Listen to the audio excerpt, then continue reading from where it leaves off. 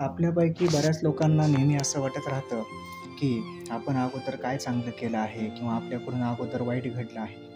परंतु अशा प्रत्येक गोष्टीचा विचार न करता काही चुका आपल्याकडून घडल्याही असतील त्याबद्दल क्षमा मागून इतर पुढचं जे आपलं आयुष्य आहे किंवा इतर पुढचं जे चांगलं कार्य आहे ते आपण चांगल्या मनानं स्वच्छ निर्मळ अंतःकरणानं करत राहू.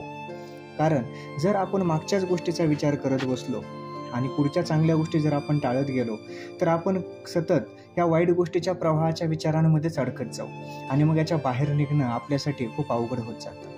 म्हणून संत तुकाराम महाराज देवाला सांगतात की देवा, आतापर्यंत माझ्याकडून जे काही घडलं असेल ते सोडून दे, आता ह्याच्या पुढे मात्र माझ्याकडून चांगलं घडू दे. म्हणजे एवढा उदात्त हेतू आपल्याला ते दाखवतात की तुम्ही देवाचं नामस्मरण करा आणि त्याच्यातून काय साध्य होईल. म्हणून संत तुकाराम महाराजांचे अभंग आपल्याला जीवनामध्ये कायमस्वरूपीच प्रेरणादायी आणि दिशादर्शक असे राहिलेले आहेत. संत तुकाराम महाराज हे आपल्या आयुष्याला एक योग्य दिशा देण्यासाठीचे जे सांगतात त्याची शिकवण जर आपण आत्मसात केली तर आपलं आयुष्य हे कल्याणाच्या दिशेने जाईल. त्यांचा एक अभंग आहे, त्या अभंगामध्ये ते हेच विचार मांडतात की तुम्ही त्या भूतकाळातल्या घडलेल्या गोष्टी सोडून द्या आणि भविष्य काळात किंवा वर्तमान काळातल्या ज्या काही चांगल्या गोष्टी आहेत त्या गोष्टी परमेश्वराकडे त्या गोष्टींसाठी मागणी करा की ह्या गोष्टी चांगल्या होऊ दे आणि ह्या गोष्टीपासून आता मला मात्र तू दूर करू नकोस. त्यांचा अभंग असा आहे, ते असं म्हणतात की असो मागे झाले पुढे गोड ते चांगले, आता माझे मनी काही अपराध न मनी, नेदी अवसान करी नामचे चिंतन, तुका म्हणे बोले तुझं आधीच गोविले. एवढ्या सुंदर अभंगामधून ते सांगतात की असो मागे झाले पुढे गोड ते चांगले. मागे जे काही झालं आहे देवा ते जाऊ दे, सोडून दे. आता ज्या मागच्या गोष्टी घडलेल्या आहेत, ज्या कडू आठवणी असतील, चुकीच्या गोष्टी असतील त्या सोडून दे तू. काही गोष्टी माझ्याकडून त्याच्यातल्या अजाणतेपणाने झालेल्या आहेत, परंतु त्या गोष्टीची आता मला जाणीव आहे आणि म्हणून यापुढे ज्या गोष्टी आहेत त्या गोड आणि चांगल्या होऊ दे. जर या गोष्टी पुढे गोड आणि चांगल्या झाल्या तर मात्र मला छान वाटेल. कारण तुझं नामस्मरण ह्या कीर्तनामध्ये, तुझं नामस्मरण ह्या वर्तनामध्ये माझ्याकडून घडत राहील. ते पुढे म्हणतात की आता माझे मनी काही अपराध न मनी. माझ्याकडून जे काही अपराध पूर्वी घडले असतील, काही चुका घडल्या असतील तर त्या अपराधात तू हे अपराध मनात धरू नकोस. आपल्या देखील आयुष्यामध्ये आपण अनेक लोकांचे पूर्वी घडलेले अपराध असतील तर आपण ते मनात धरतो आणि कटुता निर्माण करतो. परंतु नात्यात, व्यवहारात अशा लहान सहान गोष्टी घडत असताना जर आपण कटुता कायमस्वरूपी स्वतःसोबत किंवा त्या व्यक्तीसोबत ठेवत गेलो तर नातेसंबंध वृद्धिंगत होणार नाहीत, वाढणार नाहीत. मग नात्याला कुठेतरी खुंट पडणार आणि हे खुंटीत चाललेले नाते हे कोणासाठीच चांगले नसतात. कारण आप्त, स्वकीय, आपले मित्र, परिवार, जर आपल्या व्यवहारामधला आपला ग्राहक वर्ग, ह्या सगळ्या गोष्टींना आपल्याला सोबत घेऊन चालावं लागत असतं. कारण जर आपण ह्या सर्वांना सोबत घेऊन चाललो तरच खरा आपला मानवधर्म हा आपण निभावू शकतो. म्हणून एखाद्याचा जर काही अपराध घडला असेल आणि त्या समोरच्या व्यक्तीला त्याची जाणीव झाली असेल तर उदात्त मनानं आपण देखील त्याला माफ करावं.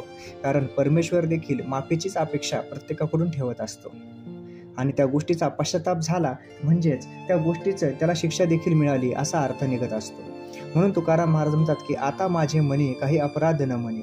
आता माझ्या मनामध्ये, तुझ्या मनामध्ये काही अपराध त्या गोष्टीचा धरू नकोस आणि माझ्या मनामध्ये तसं आता काही आणू सुद्धा नकोस अपराध घडलाय म्हणून. आता चांगल्या मनानं, निर्मळ मनानं, एक स्वच्छ अंतःकरणानं पुढील गोष्टी माझ्याकडून होते. नेदी अवसान करी नामचे चिंतन. आता मी नामाचे चिंतन जे करत आहे ह्या नामाच्या चिंतनामध्ये तू आता व्यत्यय आणू नकोस किंवा मग आता नामाच्या चिंतनामध्ये कुठेतरी अडथळा आणू नकोस. कारण जर आता अडथळा आणला तर मात्र परत माझं जीवन हे मी एका वेगळ्या दिशेला घेऊन जाईल. कारण जर वेगळ्या दिशेला जीवन गेलं तर एक जीवनाला दिशा राहणार नाही तर दशा होईल.